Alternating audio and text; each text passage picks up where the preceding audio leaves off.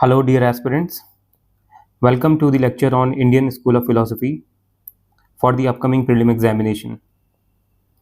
In this video, I will try to get a bit deeper conceptually into what is Indian philosophy so that you are able to answer conceptual questions also. In between, I will also take up some facts. Although this lecture will not be very much factual, but it will include those very important terminologies which are very much expected to be asked in this year or maybe next year. So let me start this lecture by giving a very brief introduction of what is philosophy in India. Philosophy in general means love of wisdom. Philo means love, Sophia means wisdom. But in India, it is known as darshan. And darshan means how you look. In India, the philosophy as a discipline or darshan was very much concerned or connected to the problems of daily life. An average Indian would experience a lot of suffering because life is suffering, as has been called by all the philosophies in India. Not just Buddha, but all the philosophies have said that life is suffering. And the way to philosophy, the reason for philosophy is to rescue the person, the average person, from this suffering, the foundations of suffering. That is they called the enlightenment. So for India, the philosophy was part of daily life. It was a way of life. Whereas in West, philosophy has been a discipline which tried to answer the speculative questions, the one which attracts the intellect and not concerned with the daily life. Right? With this introduction, let us start our video. So Indian School of Philosophy can be classified into twofold. One who reject the Vedic authority. They are called the heterodox or the Nastic school. Within this, we have Charvak, Buddha, and Jain. These particular schools reject the Vedic authority. They do not believe that Vedas are the only source of knowledge. They have founded their own sources. So that's why they reject the Vedic authority. They do not believe in the Vedic rituals. They do not believe in Vedic speculations about the reality and all of that. Another side, we have the schools which do not reject the Vedic authority. They are the Astic or the Orthodox school. Within the Astic, we have schools which are directly based on Vedic text, which source their philosophical understanding from the Vedas only. And there are schools which are based on independent grounds. Means these schools they do not reject the Vedic authority, but they do not use Vedic text as the basis of their philosophy. And in this we have Sankhya, Yoga, Nyaya and Vaisheshik. So in Sankhya, Yoga, Nyaya and Vaisheshik are Astic school. They do not reject Vedic authority, but their school is not directly based on Vedic text. It may be indirectly inspired. And the ones which are based on Vedic text directly are, there is a school which is based on the ritualistic aspect of the Vedas, which is called the Mimamsa, and the one which is based on the speculative aspect of the Veda. Vedas are speculating about the nature of reality, liberation, and all of that. And the school which deals with this is Vedanta. It is called Vedanta because it deals with the end of Vedas, that is your Upanishad. Now, one thing to note is that in Mimamsa, your Mimamsa and Sankhya philosophy, they do not believe in God. I repeat, the Mimamsa and Sankhya philosophy do not believe in God. They do not believe that God is the creator of the world. Yet they are called the Astic or the Orthodox ones. And why so? Because they believe in the authoritativeness of the Vedas. So from this statement, we have understood that the classification of Astic and Nastic in India is not on the basis of whether you believe in God or not. The classification is rather based on the belief, or at least the belief that Vedas might have some knowledge into it, right?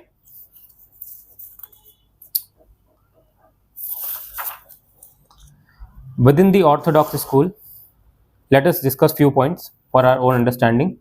So Vedas are directly or indirectly responsible for most of the speculations. In orthodox school, next to Vedas and Upanishad, we find your sutra literature. Now this is very important. The sutra literature, which make the definitive beginning of systematic philosophical thinking in India. Sutras etymologically means thread, and in this context, it means a brief mnemonic statement. So you can understand sutras as like a formula which encapsulates the entire understanding of a concept. So the entire understanding is encapsulated in this sutra, right? So there are various sutra literature. We can discuss few here. Brahma Sutra by Badrayan, very famous. Sutras of Jaimini in Mimamsa philosophy. Nyaya Sutra by Gautam Rishi. Vaisesik Sutra by Kannad. Yoga Sutra of Patanjali. Sankhya Sutra of Kapil Muni. Now this Sankhya Sutra has been lost because it was written very earlier.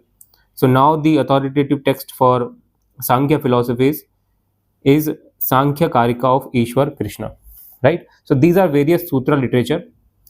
By this you can also remember the founders of this school, like Jaimini is the founder of Mimamsa, Gautam is the founder of Nyaya, Kannad is the founder of Vaisesik, Patanjali of Yoga, and Ishwar Krishna and Kapil Muni of Sankhya, right? And now, chief commentaries on respective sutras are called as bhashyas. So, on this sutra literature are the ones which are next to Vedas and Upanishad, and they mark the definitive beginning of philosophical thinking in India, systematic philosophical thinking in India. Sutra means a thread. So, on these sutras, there are chief commentaries which have been made, and these are called as bhashya. On the Brahma Sutra, various bhashyas have been written. For example, by Shankaracharya, Ramanujacharya, Madhvacharya, and Vallabhacharya. They also have found their respective sub schools under Vedanta, like Advait Vedant of Shankaracharya, Vishisht Advait of Ramanujacharya, Dvait of Madhvacharya, and so on. We will discuss it when we discuss the Vedanta part. So, in the atheistic school, the main thing that we have to understand is, apart from the facts that you might have already read, let me try to give you a very conceptual understanding so that the concept remains with you. Brahaspati is often labeled as the founder of Charvak school, although the real founder is not known. Charvak is also known as the Lokayata school. Lokayata means because it attracts the common people, because their philosophy is very much the philosophy of common people. We will understand that why it is so. So the classification can be made threefold, because in philosophy the main question is what is to be known, and how it is to be known, what is to be known, how it is to be known, and how to achieve it. So how it is to be known is theory of knowledge. Charvaka believes in perception as the only valid source of knowledge. They believe that what can be perceived through sense contact, the five senses and their contact with the object alone, can be accepted as the reality. Their theory of reality again very much flows from their theory of knowledge, because they believe in perception. So what is can be perceived? Only material objects can be perceived. So they believe in matter alone. Within matter also, they believe only in the four elements, that is water, fire, earth, and air. So this question can also be asked: which school believes only in four elements? Charvak. Also some schools of Buddha.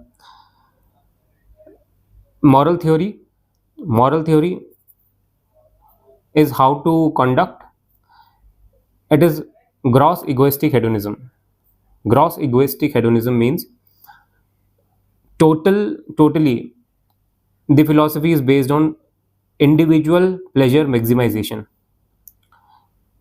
Pleasure maximization philosophy. Their theory is very much like the modern Western consumeristic and materialistic theory of pleasure maximization. That one must try to maximize the pleasure no matter what the situation is.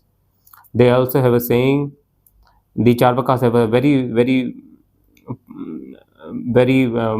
well known saying, which is यावत् जीवत सुखम जीवत, जब तक जियो खुशी से जियो, ऋणम कृत्वा घृतम पीवत, मतलब लोन लेके ऋण लेके भी घी पीना पड़े तो पियो. भस्मी भूतस्य देहस्य means once your the body is perished, punar agaman kutah, you don't have to return to this world. So try to maximize the pleasure as you are alive, because there is no rebirth, nothing like returning back to the world. So let's maximize the pleasure. This is the philosophy of Charvak. So they are talking about the pleasure maximization, right? As far as Jainism is concerned, this is very ethical school. Their theory of reality is known as Anekantvad. A question can be asked very much in line, what is Anekantvad? Very much possibility of this question being asked.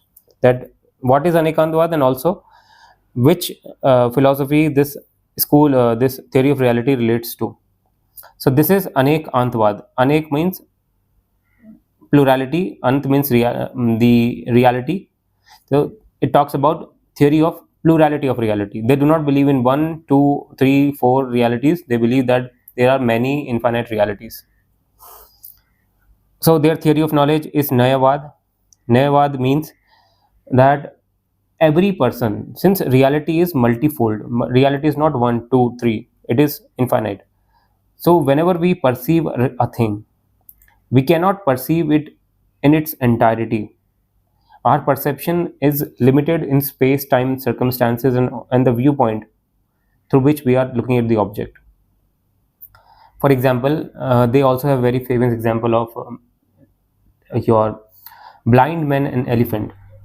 That there are six blind men who come to see the elephant, although they are blind, but still they want to see the elephant. One blind man touches the feet of the elephant and says that elephant is like a pillar. One who touches the tail of the elephant says that elephant is like a rope. One who touches the body of the elephant says that elephant is like a wall. So similarly, all six of them give a different explanation of what elephant is. Each of them tries to give the best of their explanation, but all of them are not correct. They are not totally wrong also, because they are what they are saying is limited in their own viewpoints, space time circumstances. So Jaina says that since reality is multifold and the perception of it is partial, so whenever we talk about the reality, we must talk in that limited in that space time circumstances. So that is they call the Syadvad, which says that reality, the knowledge is relative to space, time, and circumstances in which we are perceiving a particular thing. Syadvad can also be asked that Syadvad relates to which of the following school. And Syadvad is a very popular doctrine. It relates to the Jaina school. Few more lines about Syadvad so that the concept remains in your head. Syadvad says that all knowledge is relative, conditional, and partial, which logically implies. They say that all knowledge is relative to the viewpoint, conditioned on the space time, partial because we cannot perceive it in its entirety, which logically implies that all our judgments are double edged. Double edged means whatever we utter about the reality cannot be truly true, because we cannot perceive the reality in its entirety. Let's take an example. That you might say that Maitreya is teaching, but as soon as you say this, I may leave the room, or I may start scrolling my mobile phone, or I might take a nap. In any case, your statement turns out to be false. Although you said true, but it turned out to be false because your statements were limited to the space time circumstance in which you were, and now you are not. So a better way of saying this would have been perhaps Maitreya is teaching, so that even if Maitreya is not teaching, your statement is not truly false, right? So this is how they speak. This is the theory of Syadwad. You need to remember this. It relates to the Jaina schools. I'm giving very brief description. Then Jaina ethics. The most important part of Jaina philosophy is its ethics. Metaphysics, that is theory of reality. What is the theory of reality of Jainas? Anekantvad. A question can be asked on this, very much in line. Theory, your epistemology. Again, Nayavad and Syadvad. A question can be asked on them also. Relates to Jaina. So, the metaphysics, theory of reality, and theory of knowledge. In fact, knowledge of any kind of knowledge for Jain are useful only and only if it helps in right conduct. So, ethics, that is, which deals with right conduct,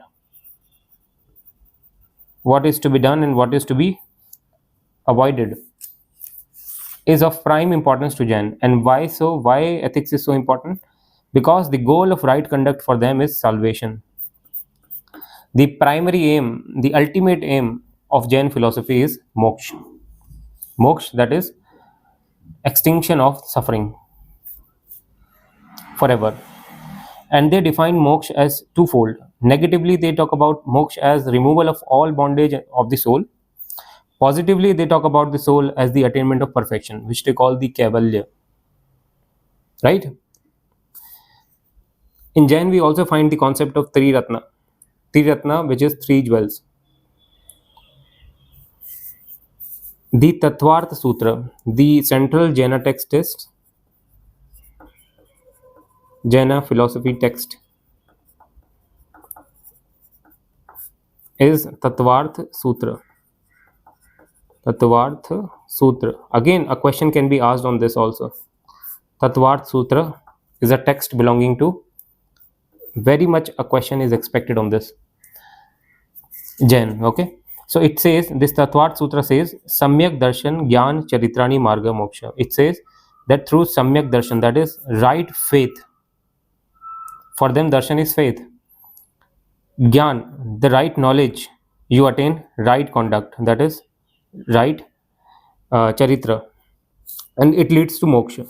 Samyak darshan, gyan, charitrani, marga, moksha. But to remember this, we can remember like KFC, although the order is FKC, right? So right knowledge, right faith, and right conduct. Within right conduct, they have the concept of Panch Mahavrat. Panch Mahavrat, 5 vows. What are the 5 vows? Satya, truth. Ahimsa, non-violence. Asteya, no stealing. Aparigraha, no possession. They have gone to the extreme of not even wearing the clothes. Brahmacharya, this was added by Mahavir Swami. So not only in action, ahimsa not only in action, asteya not only in action, brahmacharya not only in action, but also in mind, also in speech, mansa, vacha, karma. In all three, a holistic Panch Mahavrat one has to follow. Right? Now we can discuss about the Jaina school. Questions have been asked on this also. Twofold classification broadly, Digambar and Swaitambar. Within the Digambar, you have seen that monks who do not wear clothes. Swaitambar, they have white clothes. Digambars are further divided into Murti Pujak and non-Murti Pujak. Murti Pujak, two important sects. Please remember this. A question can be asked. Beespanti and Terapanti. Question can be asked that Beespanti and Terapanti belongs to the Digambar sect of Jainism. Digambar sect of Jainism. Then you have this Murti, non-Murti Pujak, which is Taranpanti and Taran Swami. Not very important, but you can just, for the sake of it, look at it. Then Swaitambar, the ones who wear the clothes. There also you have Murti Pujak, which are the orthodox ones, and non-Murti Pujak. A question was asked in 2018. Question was asked in 2018 on Sthanak Vasi. This sect was founded by Loka Shah in 14th century. Right? So that's why I'm saying Terapanti, Beespanti can also be asked, and directly they can ask that Terapanti, Beespanti related to Swaitambar. It will be wrong. it relates to the Digambar. Now let us discuss about some text which again the question have been asked on this. Digambar text by Acharya Bhadrabahu. Kalpa Sutra, important because it deals with biography of Tirthankars. Vasudev Charitra, not very important. Kalpa Sutra is important because it deals with the biography of Tirthankar. Then by Acharya Jina Ratna, who has written Lalit Vistar, very important because it deals with liberation. Acharya Kund, who has written Samesar and Niyamsar. A question was asked by UPSC on Trishasti Lakshan Mahapuran. This was written by Jina Sen, and very important fact that it was written during the reign of Amog Varsha, the Rashtrakuta ruler. Very important Rashtrakuta ruler, Amog Varsha. Again, we can remember Acharya Bhadrabahu wrote Kalp Sutra, biography of Tirthankar. Acharya Jinaratna, Lalit Vistar, final liberation. Kund Samesar, Niyamsar, Jina Sena. Trishasti Lakshan Mahapuran during the reign of Amog Varsha. Question can be asked on this. Swetambar text Hemachandra Yoga Shastra Shalak Purush. A question was asked on this one. Parishisht Parvan, which deals with the history of earliest Jain teachers. Parishisht Parvan. A question was asked on this. Right? It is a Swetambar text. Arhinati. And then by Shubha Chandra, who has written Gyanvarna, a very difficult name this is, Yoga Pradikar, but you can remember Gyanvarna, okay? So Hemachandra and Shubha Chandra. Next we have Buddhism. We all know, founded by the great Buddha, although he did not found any school. He was not even fond of founding any school. He was just teaching the people how to remove suffering from the life, right? So later people, they founded a school. So let us discuss what the Buddha said. He basically gave the concept of karma and rebirth. He said the karma, if performed voluntarily by greed, attachment, aversion, will lead to rebirth, right? He also explained the relationship of cause and effect, which we'll discuss now. So this cause and effect relationship is very important because there is a term called as Pratitya Samutpad. A question is expected because a lot of deeper questions have been asked by UPSC on Buddhism. So you can expect a question on Pratitya Samutpad also. It is the basic doctrine of Buddha. The doctrine says, this being that arises, this ceases to be, that ceases to arise, which means if A exists, A will lead to B. But if A does not exist, B will not exist. So if suffering exists, suffering is not out of its own, it is due to something else. So there is suffering because there is attachment. If there is no attachment, there is no suffering. Very simply you can understand this like this. So this doctrine comes from the teaching that life is suffering. It is the first doctrine. Second is suffering is not accidental because it is caused due to attachment, desire, volition, etc. Suffering is due to desire and attachment, that is the third Arya Satya. And fourth Arya Satya is suffering can be eliminated, because if the cause is eliminated, the effect will automatically be eliminated. Okay, so one should focus on eliminating the cause of suffering, then suffering will be eliminated. There are also three ratnas of Buddhism, which is of Buddha's teaching, that is Shil, Samadhi, Pragya. Shil means right conduct, Samadhi means right concentration, Pragya means right knowledge, right concentration, right meditation, and pragya means right knowledge. So Sheel again is very similar to what Jainas have taught, the Panch Mahavrat, Satya, Ahimsa, Aparigraha, Brahmacharya, and all of that.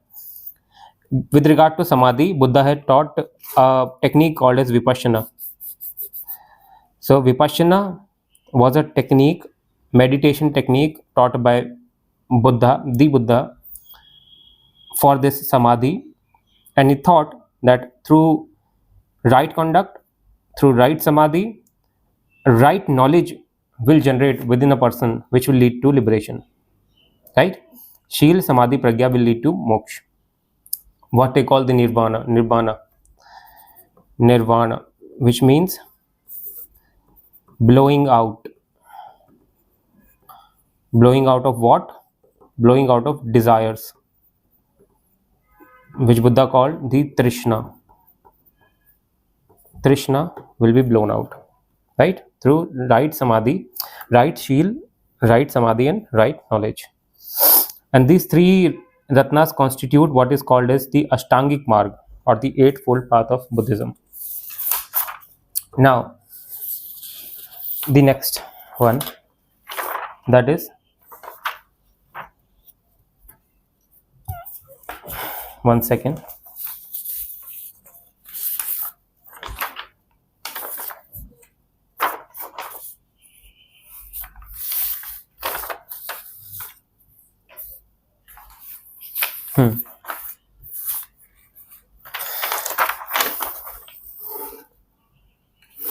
Also, apart from the Pratitya Samutpad that we have seen, Pratitya Samutpad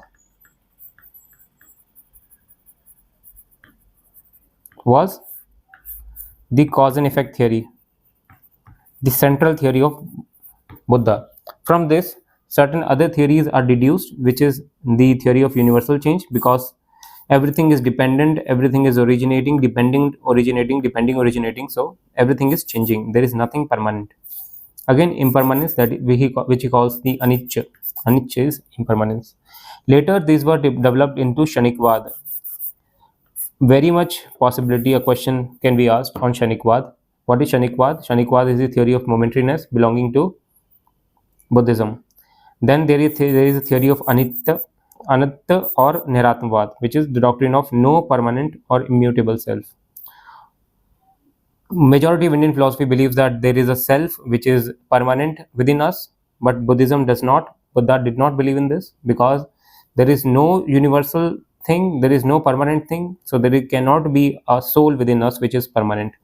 So according to Buddha, soul is like a process. It is like a river which is consist of atoms which are changing. Again, our soul is changing, so it is a changing reality. It is not a permanent reality. Talking about the schools of Buddhism, now see, what was the basis of the classification of schools of Buddhism? We have this fourfold classification, you might have studied already: Mahayana, Hinayan. Within Mahayana you have Madhyamika, Yogachar, and Hinayan, Vaibhashik, and Satantric. But why this division? So the fourfold classification, which no one will tell you, is based on the two chief questions. What are these two chief questions? Is there at all any reality? Again, what we were discussing in Indian philosophy, the main question is there a reality? How to know it? All of that. So the question is, two chief question are: is there at all any reality, either mental reality or non-mental reality? And if there is, how do we know it? How the external reality can be known? So the fourfold classification is Mahayana and Hinayan, twofold, and within Mahayana you have Madhyamika or Shunyavad. Madhyamika or Shunyavad. The same school is called as Shunyavad. Then you have Yogachar or Vigyanvad. Yogachar because they used to perform yoga. According to yoga, they were doing acharan. And Vigyan means they were focusing on the mind. Madhyamika school was founded by Nagarjuna. He believed that there is no reality, neither mental or physical. So there is no reality, neither mental or nor physical. By this he means that since there is nothing permanent in this physical world, we cannot say that there is any reality because everything is changing. So what is real? According to him, real is what is permanent. So there is nothing permanent in this world. So there is nothing real. Whether mind is also changing, the physicality is also changing. So there is no reality at all. So he says all is void, shunya. So shunya is Madhyamika belonging to Mahayana, founded by Nagarjuna. He has written Madhyamika Karika. Okay, so Madhyamika Karika by Nagarjuna. Then you have Yogachar or Vigyanvad. They have a concept of Alay Vigyan. This can also be asked as a question, since very deep questions are being asked nowadays. Alay Vigyan, which is the concept of storehouse consciousness. Yogacharya believes that all that we see externally, जैसे कि हम कोई mobile देख रहे हैं या किसी person को देख रहे हैं, कोई रोड देख रहे हैं, वो सब चीज़ें हमारे माइंड में ऑलरेडी फिट हैं, right. The impression of all of that is already there in the mind. There is a store house, very much like how a projector works. Projector के अंदर फिल्म पहले से ही होती है, पर्दे पे जो इम्प्लिसिट होता है वही एक्सप्लिसिट दिखता है. दे बिलीव द सेम कि जो माइंड में है वही बाहर दिखता है. So mind is the only reality. So the concept is Alay Vigyan. Only mind is real, material world is void of reality. The scholars with Yogacharya or Vigyanvad are Vasubandhu and Dinnag. Vasubandhu and Dinnag. And very important, their text is Lankavatara Sutra. Again, question can be asked. Lankavatara Sutra is text belonging to Yogacharya Vigyanvad. Right? So we can revise again. Madhyamika Shunyavad, no reality, neither mental nor physical. All is void, Shunya. Madhyamika Karika by Nagarjuna. Yogacharya Vigyanvad, Alay Vigyan, only mind is real, material world is void of reality. Vasubandhu, Dinnag and Lankavatara Sutra is your text. Then Heenyan. Heenyan were also called as Sarvastvadin because they believed everything is real. Sarvam Asti. All exist. That's why Sarvastivadin. Question was asked on this. Sarvastivadins were divided into Vaibhashik and Swatantric. Vaibhashik believed that external world is real, and it is directly perceived by senses. They attach very much importance to Abhidhamma Mahavibhasha, which is why they attain the name Vibhasik, because they then give importance to Mahavibhasha. That's why Vibhasik name. Sautantric, they believe that external world is inferred. They give importance to Sutta Pitak. So that's why the name Sautantric. Right? So this was about the school of Buddhism. Now we will discuss, in the next video, we'll discuss about the Orthodox school, their subsects like Yoga, Sankhya, Nyaya, etc. Also about the schools of Vedanta like Advait, Vishishta Advait and all of that. So if you like what I taught, or if you have any question, please feel free to ask in the comment section. I will be waiting for your response, and accordingly we will make the next video by incorporating whatever feedback you give. Thank you. Happy learning.